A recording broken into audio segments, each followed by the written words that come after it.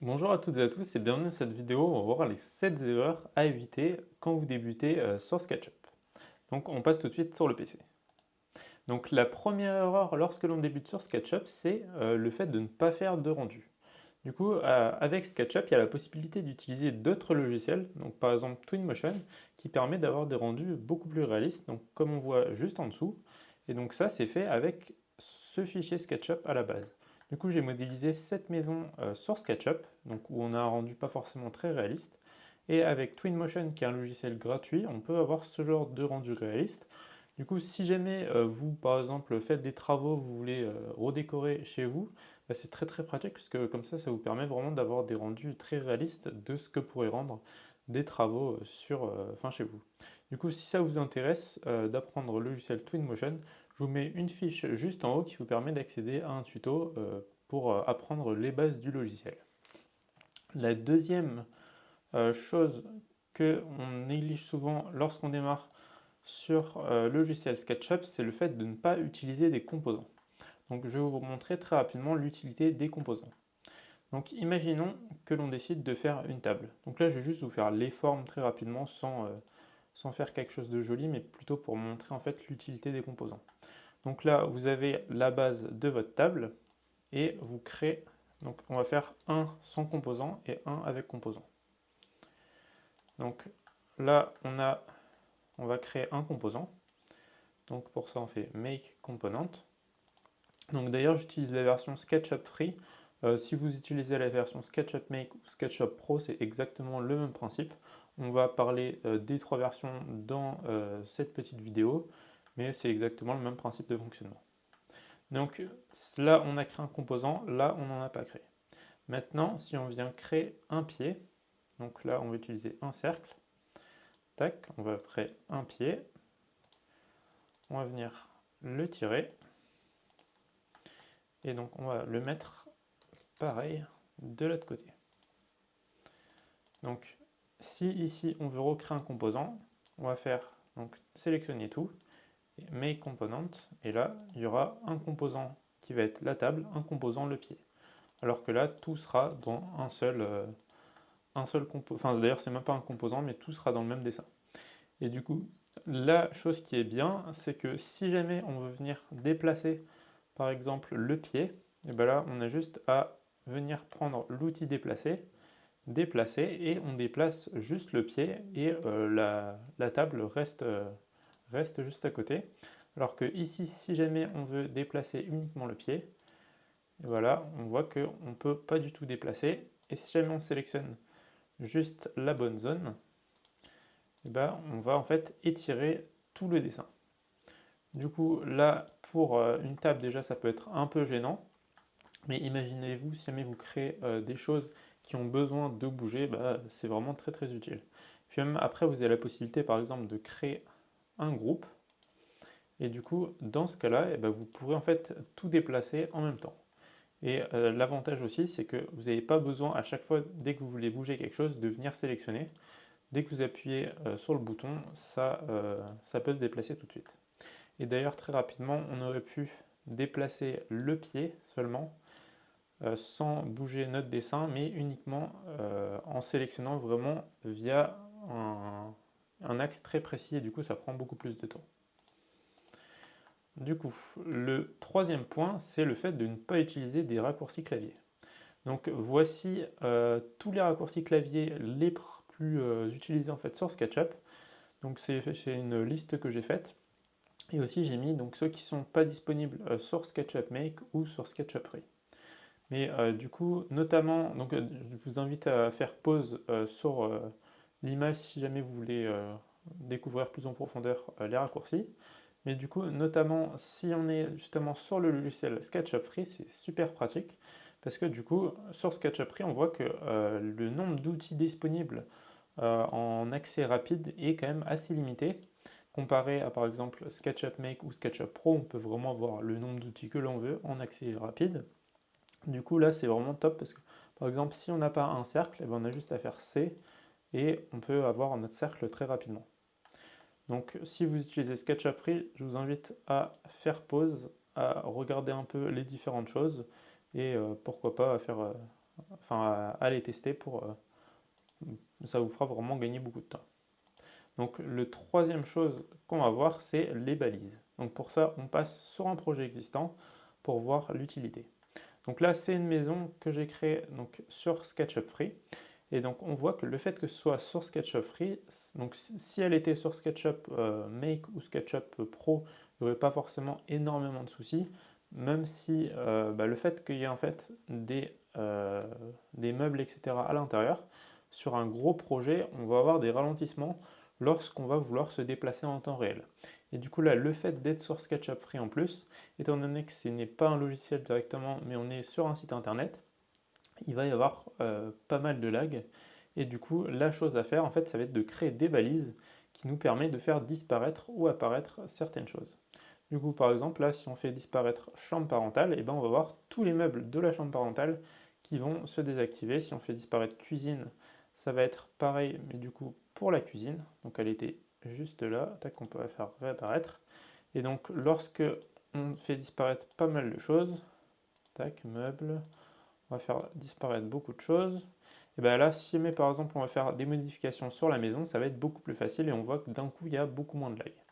Et du coup, si vous voulez créer des balises, donc pour ça, en fait, donc imaginons qu'on veuille, tac, on crée un petit cube. Donc d'ailleurs là, on voit qu'en réactivant les balises, ça lag beaucoup plus. Donc là, on crée un cube. Et donc si on veut attribuer une balise, et ben on va faire plus. Là, on va créer le nom de notre balise. Donc par exemple, on va l'appeler forme. On va faire OK. Et là, on va venir sélectionner notre objet. Donc c'est mieux de créer un composant. Et ensuite, on va donc sélectionner la balise en question, donc qui s'appelle forme. Et on va venir lui attribuer la balise. Maintenant, si on vient désélectionner la vision de forme, elle va disparaître. Donc je vous invite activement à les utiliser. Si vous essayez de faire vraiment des très très gros projets, ça va permettre de laguer beaucoup moins. La quatrième chose, c'est le fait de ne pas utiliser les axes de référence. Donc vous voyez que là, vous avez trois axes de référence, donc l'axe X, Y et Z, donc qui sont en bleu, rouge et vert, et donc qui vous permet de tracer des choses selon des axes prédéfinis. Et du coup, l'erreur que l'on pourrait faire au début, c'est de vouloir tracer quelque chose, donc par exemple par rapport à un certain axe, enfin par rapport justement à quelque chose qui n'a pas d'axe. Et du coup, en fait, après, si jamais on veut tracer quelque chose de parallèle, donc ça va apparaître en rose, mais on peut vite être limité si par exemple on veut une inclinaison particulière et derrière qu'on veut tracer des traits dans un certain sens. Donc si jamais on veut retracer une ligne par exemple à une certaine distance, on va être très rapidement embêté. Donc je vous invite à plutôt essayer de faire vos formes en fonction des trois axes. Et si jamais vous voulez avoir quelque chose qui n'est pas dans l'axe, et ben dans ce cas-là, vous pouvez créer un composant. Donc imaginons que vous ayez une maison qui ne soit pas dans l'axe. On va faire, voilà, c'est vraiment quelque chose de très très basique, juste pour vous montrer. Donc tac, on va faire ça. On va créer un petit toit pour dire que c'est une maison.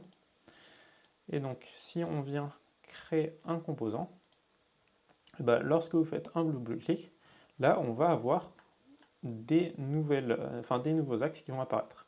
Et donc ça va être mieux si je vous montre donc, en faisant une rotation. On va venir faire une rotation. Donc là, on n'est plus, on va dire que ces axes-là ne sont plus directement dans l'axe principal, donc ils ne suivent plus un des trois axes. Enfin, il y a seulement l'axe de hauteur, pardon.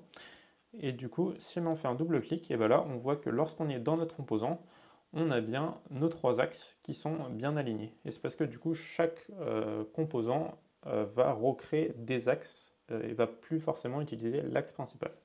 Donc si jamais vous voulez créer quelque chose qui ne soit pas dans l'axe principal, je vous invite à créer des composants. Du coup, l'avant-dernière chose, c'est le fait de ne pas créer des formes complexes. Donc généralement, lorsque l'on débute sur SketchUp, on va beaucoup utiliser cet outil-là, donc l'outil rectangle. On va un peu aussi utiliser cet outil-là offset, donc qui nous permet d'avoir des décalages, mais on va se limiter quand même à ces outils. Et il faut savoir qu'il y a des outils beaucoup plus puissants Donc pour SketchUp Make, un outil qui est vraiment très bien, c'est l'outil Suivez-moi. Donc je vais vous montrer rapidement une petite démo de ce qu'on peut faire.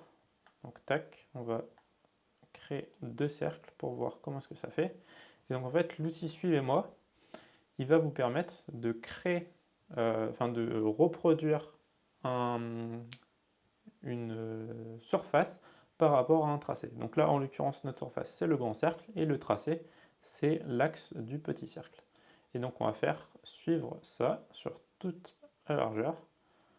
Tac, et quand on fait le tour complet, alors des fois on est obligé de le faire 2 fois. Bon. Hop là, je vais refaire.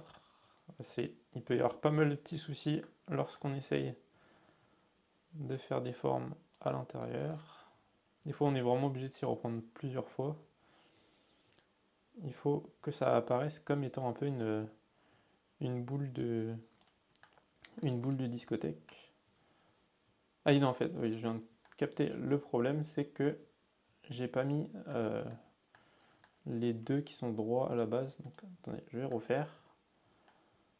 Donc là on en fait un, il faut bien être parallèle à l'autre.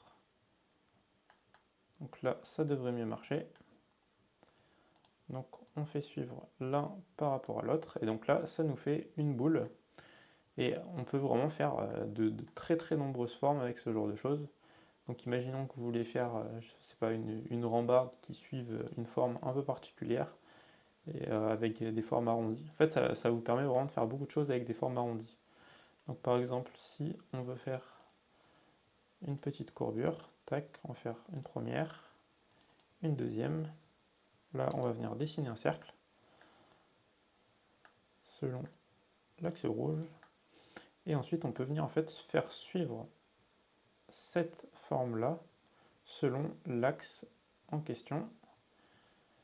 Et donc avoir des formes vraiment courbées. Du coup, ça c'est vraiment top. Et puis si derrière on est du coup sur le logiciel SketchUp Make ou SketchUp Pro, on a encore plus de possibilités. Par exemple, avec les outils, ceux-ci donc qui sont les outils solides et qui permettent vraiment de faire des choses très sympas. Donc par exemple, si jamais on crée tac, un cube plus derrière à nouveau une boule. J'espère que je vais moins galérer que la dernière fois. Normalement, je galère pas autant. Tac. Hop. On fait le tour complet. Donc là, c'est pas une super démonstration de la boule. Oula. Hop, on va faire un retour en arrière. Je sais pas pourquoi à chaque fois il me met totalement désaxé, ou sinon c'est pas grave. Je vais vous montrer via une autre chose. Donc on va plutôt créer, tac, par exemple, un cercle. Donc là, si jamais on crée donc un composant, on en crée un deuxième, et bah du coup on va avoir la possibilité en fait de faire en sorte, attendez, là j'ai quelques petits soucis, donc attends, on va bien créer le composant.